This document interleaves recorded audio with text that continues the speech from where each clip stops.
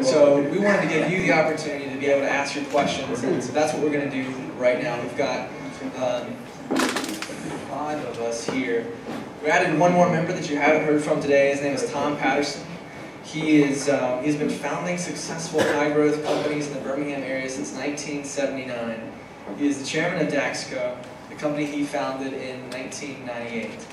Prior to Daxko, Tom co-founded TXEN, an application service provider for the managed healthcare industry, which was acquired by CSC Nichols Research in Huntsville. Before TXEN, Tom founded SEAKO, a major computer systems supplier to the insurance, healthcare, and managed care markets, which was bought by CSC. So we've got our panel here in place. We've got a microphone here in the middle of the room. You guys have heard a lot of things. We'd love to hear your questions. We're going to take about 30 minutes or so. We'll see what kind of time we've got at the end. But I want to invite whoever is ready to ask away.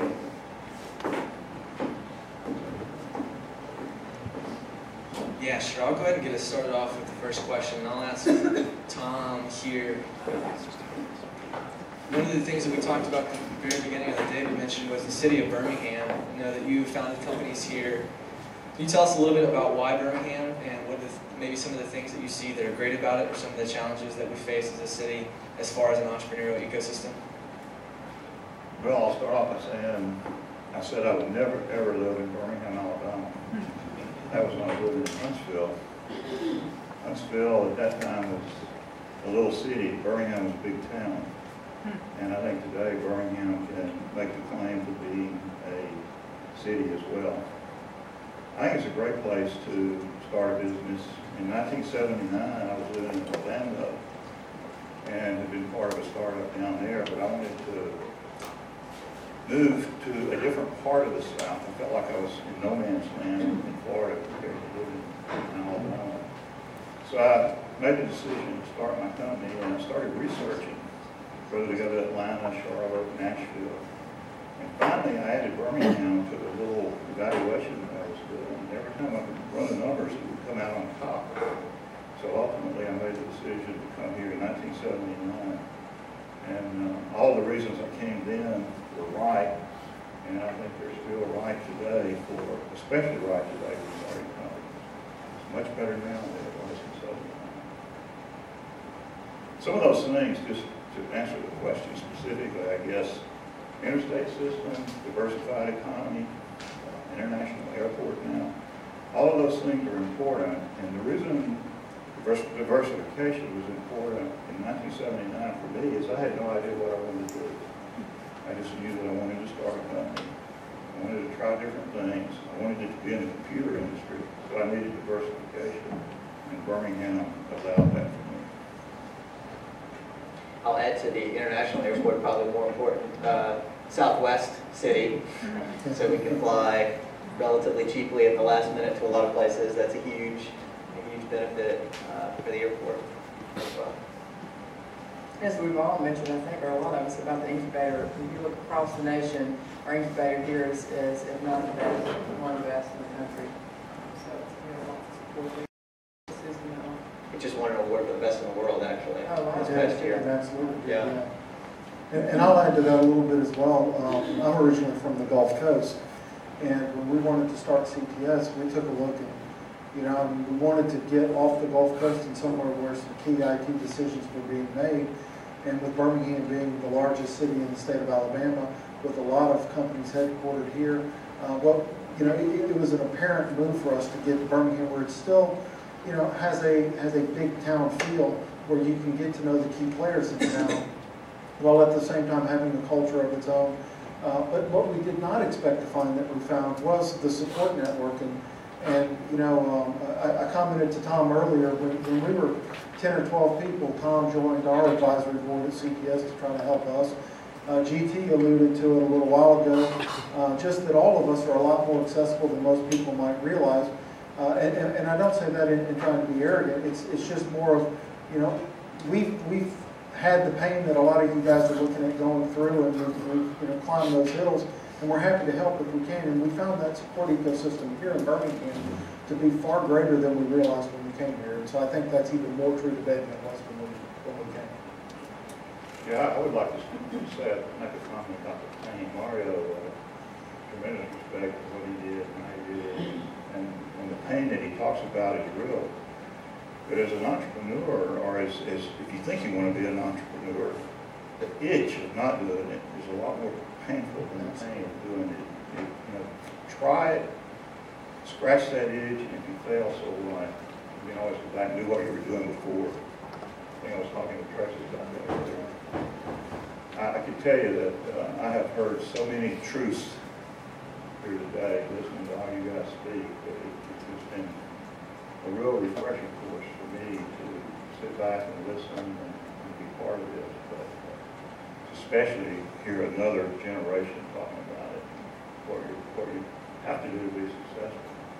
I think it's, in a lot of ways, it's more the same, but I think the leverage is so much greater now, the opportunity is so much greater, the choices that you have to make are so much greater. I think the pain is just as severe of taking that step and doing it, but the itch, if you don't satisfy and pay that price, is worse. Yeah, that's so true. It's so true. Just like I said, I couldn't really explain why I did some of the things. I know why internally. That's what I felt driven to do, what I was supposed to do. But one other thing on why Birmingham, the internet's the great equalizer. I mean, it is the great equalizer. And you provide a good product, you provide a good service, and you treat people right, you'll do well. LaBorde, do you have a question for us? Yeah. First, thank you guys for coming out and doing this. Y'all could be doing anything else today that y'all want to, and y'all are taking time out to share knowledge with everyone. So I want to thank y'all for that first. My question goes mainly GT, Mario, actually, well, pretty much everybody can answer this. With new technologies, there's a lot of education that goes into educating your customer. Why do they need your service? What is social media? What are the benefits? What are the trends? How do y'all go about educating the customer without consuming all of your time to get to that sale? You know, there's an education component that could take months to educate the customer to your knowledge, but you got to do it fast. So how do y'all get over that hurdle? I would say finding the right customer to educate is probably the most important part of that process. So, of the spectrum of potential customers, some will be more amenable to more cutting edge things and new ways of doing things and learning about new things. And so I would think when you're early on, the most important thing is segmenting or figuring out how you can qualify who you're talking to so that you're spending your time talking to the right people. And just accept that 100% of the people in the world are not going to be your customer, especially not when you're young, when you're a small company. So just get over that and find the 10% who are going to be them. It's amazing when we look at hospital technologies, there's like the list of the 100 most wired hospitals or whatever, and if you look at small companies, they are the customer list of every new hospital IT company. It's amazing. It's like the same people are on the cutting edge.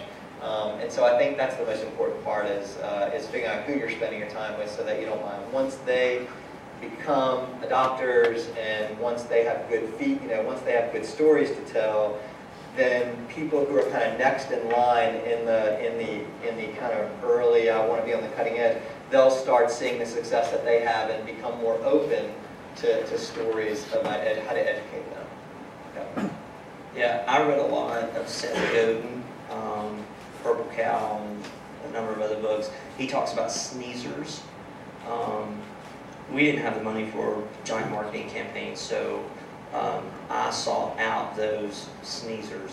I mean, say what you want about Troy Athletics, but Troy Athletics makes hay with very few resources. And when we presented a problem to them, you know what they did? We solved a problem, and then they told everybody that would listen. Who knew? Troy University. And then I continued to seek out those other people who, when they got on your side and they said good things, people would listen. And so that's worked really well for us. Mark, you kind of touched on a little bit about making sacrifices in the process. Typical things people should expect. I was hoping you guys could tell us a little bit about, if you had to do it over again, what would you do differently? What sacrifices do you regret the sacrifices, or are you glad you made in hindsight? Yeah. If I had to do it again with the same resources I had before, well, I'd have to think about that one.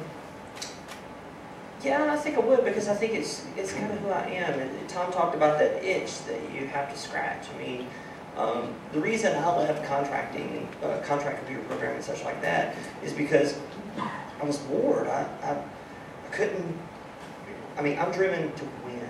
I'm just now really starting to verbalize that a lot publicly, because I don't want people to think I'm a jerk, right? But I think enough people know me that that's just my nature. So would I do it again, given the same circumstances? I believe I would. When I do it again this time, it'll be way different, because I've learned so much, and I can apply so many other things that I've learned, and plus this next time I'll have some resources. So, Mario, could you expand on that for a second? Just the part where it sounded like the angel investor really gave you the boost that you needed. At the time you weren't looking for him, you kind of given up and said that you were going to show that you could do it yourself. Where do you see yourself, that angel investor not come on, and do you recommend giving up on the angel investment if you think it's something that you really need? I mean, did that really help you get to where you needed to be? That's absolutely. Without my angel, we would not be as far along. It's no lie. It takes capital to grow. So what would you recommend to people that have given up on the angel or given up on the VCs? Or get your product. Yeah. I mean, focus on the things that you can control, right? Get your product in order. Give good service to your customers, okay? Keep looking for investment. The mistake that I made is I gave up and I got lucky. But I'll say this, it was at the perfect time, okay?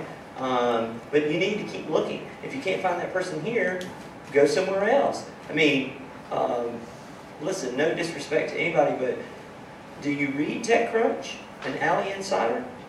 They are giving companies millions of dollars with zero revenue. They don't care about revenue in a lot of cases. Go somewhere else. And then, of course, come back to Birmingham. But really, I mean, I made the mistake of not looking anymore, and I got lucky. But without a doubt, without my angel, I would not be sitting up here today. And I would add to that. I mean, you really have to. I know Mario very well. We play cards together, and I assure you, when he says that he wants to win, he always wins. And GT's not a bad poker player either. But anyway, now Mario would win anyway, right? It's just how fast would he grow? And I think that's the takeaway here is when you've hit that wall with trying to raise capital, you just have to reset your expectations about what your growth cycle is going to look like and accept a slower growth, maybe a longer burn to get to a level of profitability or to a level of revenue. And the interesting thing that will come out of that is we've experienced it as well, where we never wanted to raise capital for our company if we could avoid it. And so we bootstrapped it and bootstrapped it and bootstrapped it, and all the founders went 3 to 5 years without any compensation until we got it to a size where we could pay ourselves a little bit of money. And then out of the woodworks comes money, right? Once you've demonstrated success and you've started to get this momentum going, then all of a sudden people are willing and you're a prettier flower, if you will, for somebody to want to come get. And so as a result of that, then you're in a position where you have more opportunities to take money and grow the company faster. So what I would say is exactly what Mario said there is build your foundation to be able to support the accelerated growth at the time when you're prettiest, so that when the capital comes in, you can make the most of it. I think that's Well, I was going to say, there's several tiers of money. Angel money is as a formal process, even though it's not VC money. True angel investors, that's a formal process still. We've had our first 2 rounds of money come, and it was close to $1 million of just people that were seed money for us, that are just everyday people out there that had heard our story, and that we got around the table and talked about investing in Hygeia. So there was, there's that level of investment that's out there as well before you get to the angel investment. So I wouldn't overlook that first step of money. And about just real quick, just being on female in the group or whatever, from a sacrificial standpoint, you know, I'm a mom, I have an 18-year-old daughter and a 14-year-old son, and I'm very thankful that that I was created with a very small need for sleep, because my children thought I was a stay-at-home mom because I'd get to work at 3:30 in the morning and get home by 3:30 for years, and I'm kind of back in that same work mode because GTs now on the boards have to work a lot harder. So, but I started 3:32, so we yeah, we exactly, call it- we call each other. yeah. But that, I'm so thankful that that I made that sacrifice of sleep. That's all it was, but so that I could still be a parent in the way I wanted to parent, so that the company and children kind of worked out okay.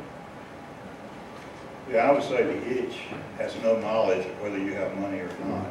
So, you know, you have to scratch it anyway. Right.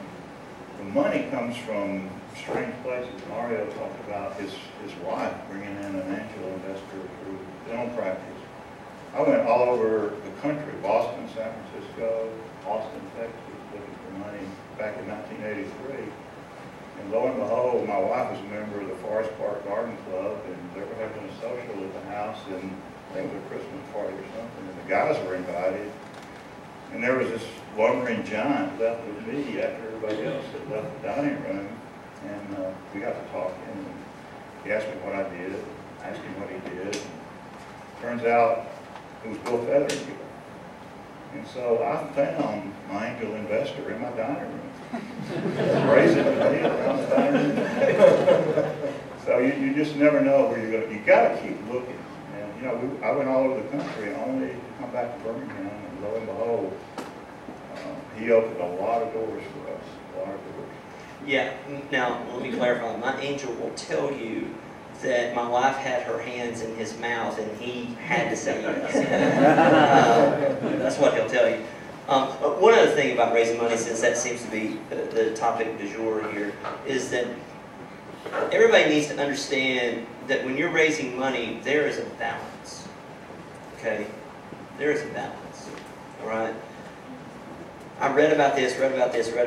You know, I talked to one guy and he says, you know, we'll put $1 million into your business, but you'll have to give up control. And I just kind of, really? First of all, do you need that much money at that point in time? Okay, especially if you're doing an internet-based something. Okay? For us, we're a software company. We don't own a server. We're 100% cloud-based kind of stuff. It's low cost. Our monthly infrastructure cost at Grades First for the equipment and all the stuff that we use, less than $2,000. And we're serving 200 universities across the country. So the thing is, there's a balance between how much money you take at certain times. Because where the balance really starts to rear its ugly head is when you've already sold off 48% of your company. And if you don't take more money, well, that's bad.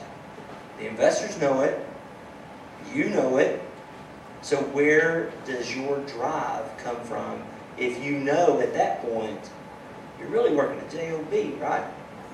And when folks look at you and say, had you rather have a small piece of a big pie or a big piece of a small pie, you look at them and you say, I want a fair piece of this pie.